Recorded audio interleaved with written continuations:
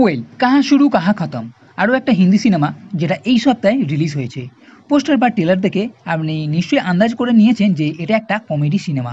হ্যাঁ, সত্যি এটা একটা কমেডি সিনেমা এবং পুরো সিনেমাতেই হালকা ফুলকা কমেডি দেখতে পাওয়া যাবে। এমন অনেক সিন আছে যেখানে আপনি হাসবেন। আমিও বেশ মজাই পেয়েছি।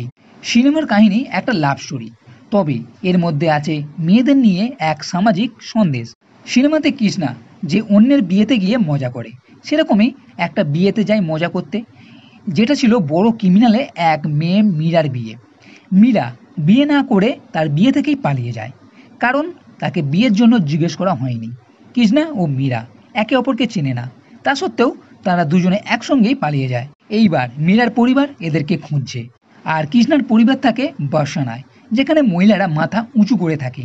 এইবার কি হবে? কৃষ্ণা ও মীরাকে তার পরিবার ধরতে পারবে নাকি অন্য কিছু ঘটনা ঘটবে, যার জন্য আপনাকে এই সিনেমাটা দেখতে হবে।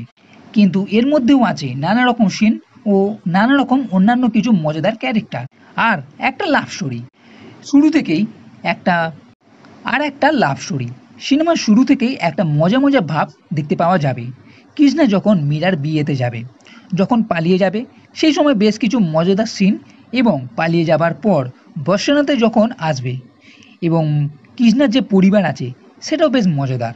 বিশেষ করে সিনেমাতে খুব ছোট ছোট ডায়লগ আছে যা আপনাকে মজা দেবে। খুব জোরে না হলেও এই সিনেমা দেখে আমি হেসেছি। তবে সিনেমার সবটাই মজাদার হলেও ক্লাইম্যাক্সের দিকে আছে ইমোশন সিন।